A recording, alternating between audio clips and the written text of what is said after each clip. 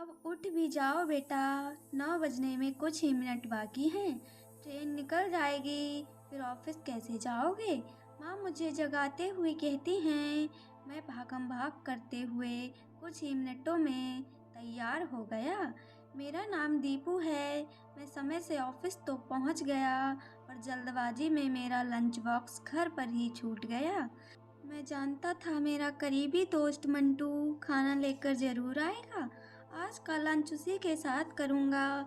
थोड़ी देर में पता चलता है मंटू तो आज छुट्टी पर है, पर अगले 2 दिन भी छुट्टी पर रहेगा, क्योंकि कल उसकी छोटी बहन की शादी है। यार मैं भी कितना भुलक्कड़ हूँ।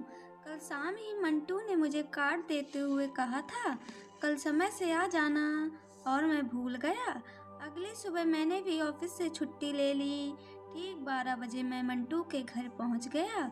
उसके माता पिता ने मुझे भी अपने निजी कार्यों में शामिल किया। इतना स्नेह पाकर मुझे बहुत खुशी हो रही थी। थोड़ी देर बाद मैंने नाश्ता किया और बिना बताए ही अपने घर के लिए चल पड़ा।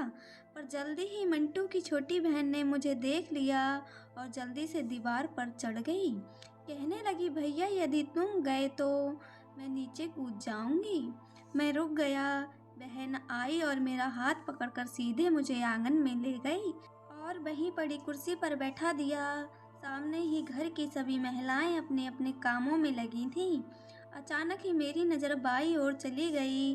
बेहद खूबसूरत 3 लड़कियां हंस हंस कर बात कर रही थीं, और जो बीच में बैठी थी उसकी खूबसूरती का तो कोई जवाब नहीं था। मैं तो बस उसे ही देखता रहा। मैं यही सोच रहा था, लड़कियां तो बहुत देखी थी पर ऐसी नहीं। शाम को मैं घर आ गया और उस लड़की का चेहरा मेरे दिल और दिमाग में छप गया था। अजीब सी बेचैनी के बीच मुझे रात भर नींद नहीं आई। अगले दिन जब मैं ऑफिस गया तो काम में मेरा मन बिल्कुल भी नहीं लग रहा था। 12 बज गए थे। थोड़ी देर बाद बॉस ने मुझे ऑफिस में बुलाया और कहने लगे, क्या बात है दीपू, तबीयत तो ठीक है तुम्हारी? सुबह से बहुत परेशान लग रहे हो। ऐसा करो इनके साथ चले जाओ और इन्हें इनका काम समझा दो।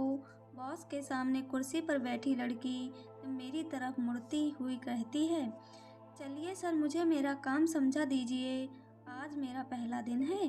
मेरी आंखें तो जैसे खुली रह गई थीं, क्योंकि ये कोई और नहीं बल्कि वही लड़की थी जिसे मेरी आंखें हर पल तलाश रही थीं।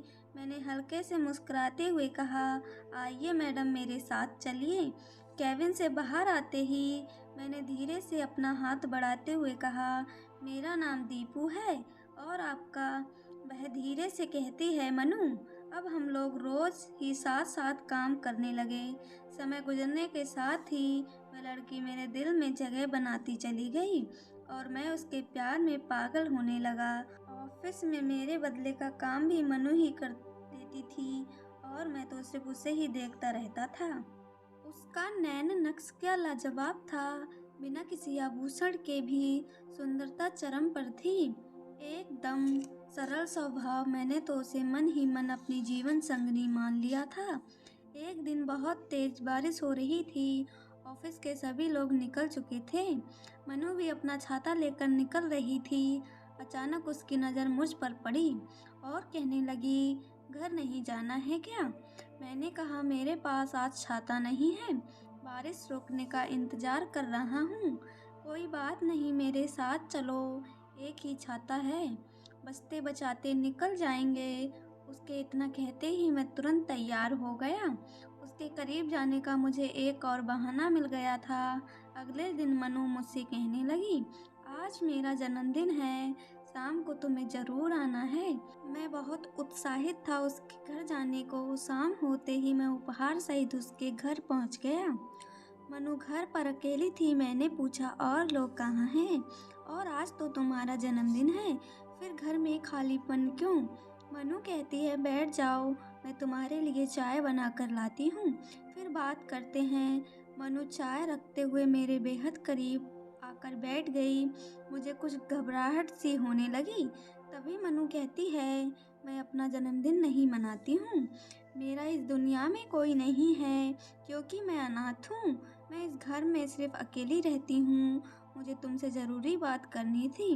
बस इसलिए मुझे ये कहना पड़ा। मैं अच्छी तरह जानती हूँ कि तुम मुझे पागलों की तरह प्यार करते हो, पर मेरा तुम्हारा मिलन नहीं हो पाएगा क्योंकि मैं किसी और से प्यार करती हूँ। इसलिए तुम मुझे भूल जाओ। मैं कल से ऑफिस भी नहीं आऊँगी। मैं वहीं जा रही हूँ जहाँ पहले जॉब करती थी। मैं चुपचाप घर वापस आ गया और रात भर दर्द से जूझता रहा। ऐसा लग रहा था जैसे आज मेरी जान ही निकल जाएगी। अगले दिन मैं ऑफिस गया पर मनु नहीं आई। मुझसे रहा नहीं गया तो मैंने उसे फ़ोन लगाया पर उसका नंबर भी बंद आ रहा था। अब मुझे कहीं भी सुकून नहीं मिल पा रहा था। मन ही मन भगवान से प्रार्थना करने लगा, हे भगवान मुझे ऐसी जगह भेज दो जहाँ उसकी याद ना आए। उधर मेरे घर वाले भी मेरी शादी को लेकर बहुत परेशान थे क्योंकि मैं पिछले 2 साल से शादी को टाल रहा था। परेशान होकर एक दिन मैं उसके घर पहुंच गया, पर उसके घर तो ताला पड़ा था। आसपास के लोगों से बहुत पूछताछ करने के बाद उसका पता मिल गया। अगले दिन मैं भी ऑफिस नहीं गया और मनु को खोजने के लिए दूसरे शहर चला गया। बहुत खोजबीन के बाद मैं उस ऑफिस में पहुंच गया जहां मनु काम करती थी। पर जैसे ही मैं उस ऑफिस के गेट पर पहुंचा, मुझे याद आने लगा, यहाँ तो मैं भी 7 साल पहले काम कर चुका हूँ। मैं अंदर गया तो वहाँ कई लोग मिल गए जिनके साथ मैं यहाँ काम करता था। उनमें से एक साथी कहने लगा, भाई तुम भी पीछे पीछे चले आए, अब तो उसे चैन से जी लेने दो। मैं कुछ समझ नहीं पाया। मैंने कहा, किसकी बात कर रहे हो? दोस्त बोला, उसी पर कटी लड़की की जिसे 7 साल पहले तुमने चीट किया था। कौन? मेरी नेहा? बताओ तो कहाँ है वो? तभी दोस्त कहता है, आओ तुम्हें मिलवाता हूँ। मैंने उसे देखा तो मेरे होश उड़ गए। वह कोई और नहीं बल्कि मनु ही नेहा थी। नेहा एकदम लड़कों के जैसी दिखती थी क्योंकि उसके कपड़े और बाल लड़कों के जैसे ही होते थे। असल में कहानी ये थी, 7 साल पहले मैं और नेहा दोनों इसी ऑफिस में साथ साथ काम करते थे। मेरे और नेहा के बीच अच्छी दोस्ती हो गई थी। अपनी हर बात एक दूसरे से शेयर करते थे। इसी बीच नेहा मुझे प्यार करने लगी थी। एक दिन उसने मुझे प्रपोज कर दिया था। मैं समझ नहीं पाया क्या जवाब दूं। थोड़ी देर चुप रहकर मैंने उससे कहा, नेहा तुम मुझे बहुत पसंद हो। तुम बहुत अच्छी लड़की हो, पर मैं तुम्हें सिर्फ एक दोस्त मानता हूँ। तुम्हारा पहनावा एकदम लड़कों जैसा है, इसलिए तुम्हें देखकर कभी भी मुझे लड़की वाली फीलिंग नहीं आई। मुझे माफ़ कर दो, मैं तुमसे शादी नहीं कर सकता। इतना सुनते ही नेहा अंदर से बिखर गई और गुस्सा होकर चली गई। जिस तरह आज मैं तुम्हारे लिए अंदर ही अंदर तड़प रही हूँ, ठीक उसी तरह एक दिन तुम भी तड़पोगे, क्योंकि मैंने तुमसे सच्चा प्यार किया है। नेहा के जाने के बाद मैं भी यहाँ से गांव चला गया था, पर होने को कौन टाल सकता है। ऊपर वाले ने फिर खेल रचाया और मनु के रूप में फिर से नेहा मुझे मिल गई। पर इस बार हालात उल्टे थे। नेहा के कहे अनुसार मैं तड़प रहा हूँ उसे पाने के लिए। अब नेहा कहूँ या मनु, मुझे कुछ भी समझ नहीं आ रहा था। झुकी नज़रों के साथ मैं उसके पास गया और धीरे से मैंने कहा, मुझसे बहुत बड़ी भूल हो गई, प्लीज़ मुझे माफ़ कर दो। नेहा बिना कुछ कहे ही ऑफिस से बाहर चली गई और बस पकड़कर सीधे गांव आ गई। शाम तक मैं भी उसके घर पहुंच गया। मैंने उसके बहुत हाथ पैर जोड़े, पर नेहा ने मुझे माफ़ नहीं किया। मैं अपने घर आ गया और रात भर पश्चाताप के आंसुओं से भीगता रहा। सुबह होते ही मैं ऑफिस पहुंच गया। उस दिन नेहा भी ऑफिस आई थी, पर हम दोनों के बीच कोई बातचीत नहीं हुई। मैं इतना तो जानता था कि नेहा आज भी मुझसे उतना ही प्यार करती है जितना पहले करती थी, पर स्वयं को खुद में समेटे हुए है। धीरे धीरे 10 दिन बीत गए, हमारे बीच कोई बात नहीं हुई, पर मुझे इतना तो सब्र था कि बातचीत ना सही, कम से कम नेहा मेरे सामने तो है। एक दिन छुट्टी के समय नेहा ने मुझसे कहा कि आज तुम मेरे साथ चाय पियोगे? मैंने तुरंत हाँ कह दिया। चाय की चुस्कियों के बीच हम दोनों एक दूसरे के सामने बैठे थे। नेहा कहने लगी, 1 महीने बाद मेरी शादी है, क्या तुम मेरी शादी में आओगे? मेरे मामा जी ने मेरी शादी तय कर दी है। इतना सुनते ही मेरे हाथ से चाय का प्याला छूट गया।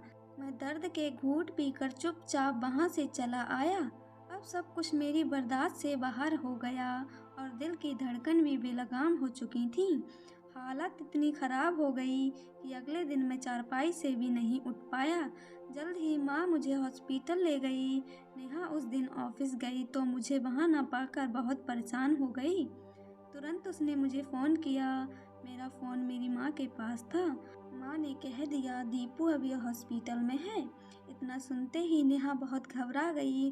ऑफिस में बिना बताए ही हॉस्पिटल आ गई। मुझे इस हालत में देख रोते हुए मेरे पास आकर बैठ गई और कहने लगी, कल तो तुम ठीक थे, फिर अचानक तुम्हें क्या हो गया। मैं चुप रहा पर नेहा सब समझ गई थी। मुझसे लिपट कर सिसकते हुए कहने लगी, क्या मुझसे शादी करोगे?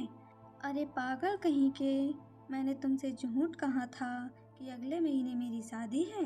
मैं तो तुमसे पिछले 7 साल से उसी तरह प्यार करती हूँ जैसे पहले करती थी। तुम्हारे सिवा मैंने किसी को इस दिल में जगह नहीं दी। मैं तो बस यही चाहती थी कि मेरे मना करने पर भी तुम पूरे हक से मेरा हाथ पकड़ लो और मुझे अपने सीने से लगा लो।